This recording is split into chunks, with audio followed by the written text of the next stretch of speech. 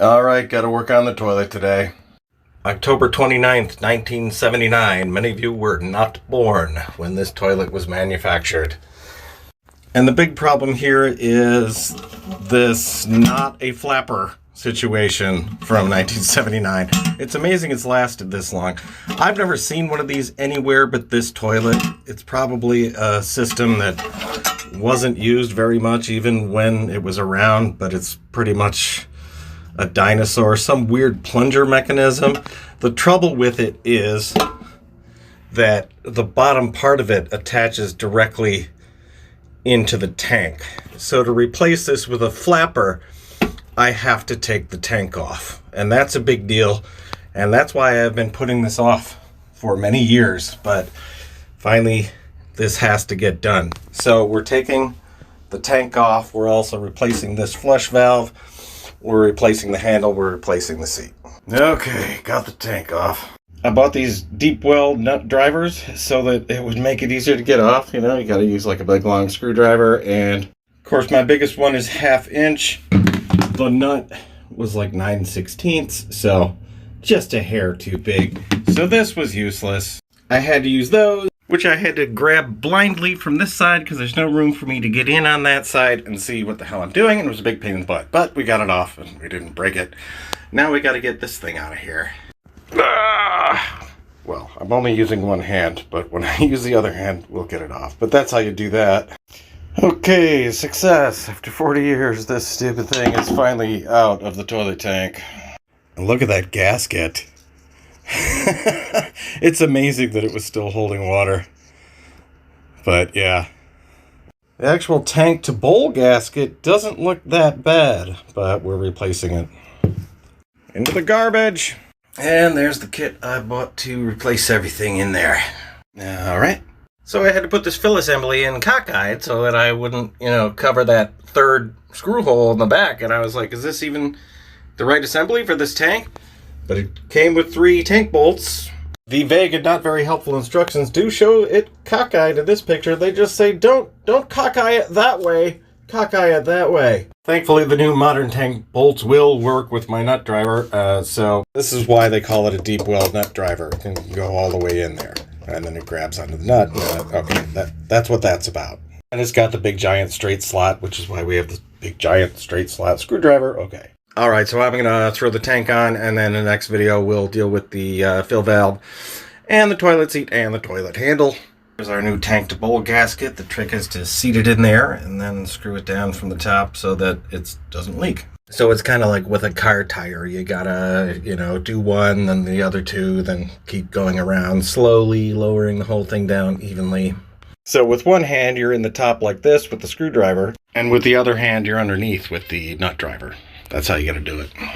Okay, I'm assuming that we've got it on there good, but we really don't know till we put water in here. But now we've got to put in the fill valve. And I keep getting these backwards. This is the fill valve.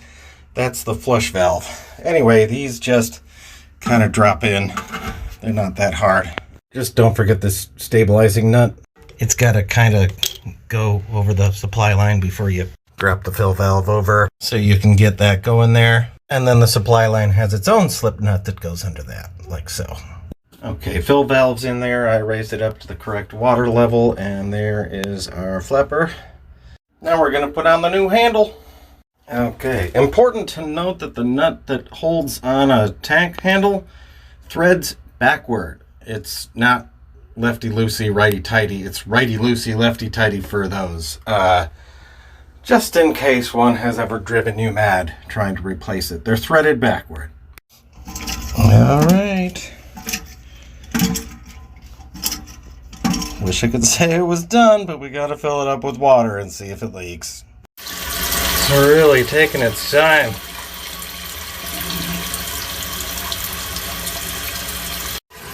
Any leaks under here? I don't see anything yet.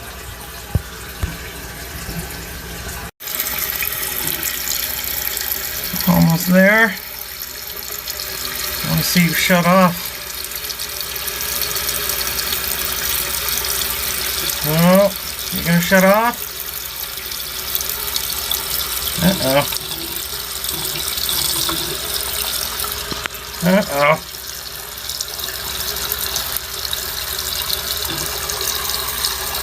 I'm like, ooh, ooh, ooh. Wow. Okay. Well, amazingly, it is not leaking.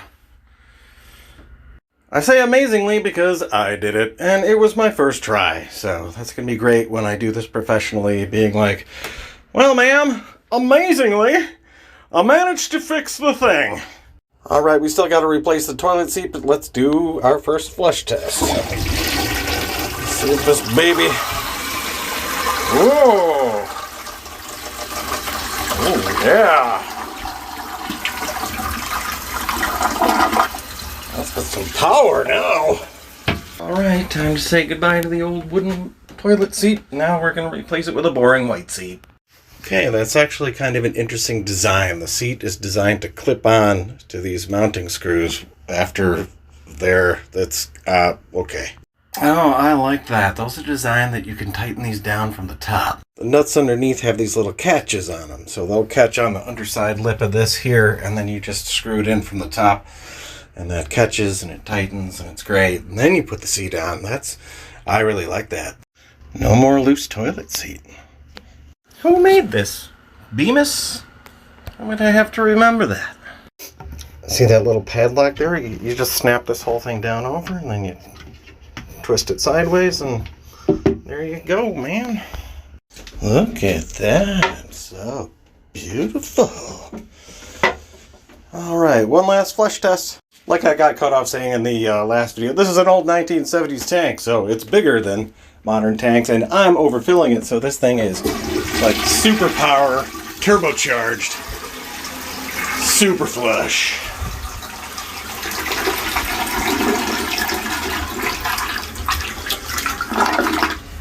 Alrighty.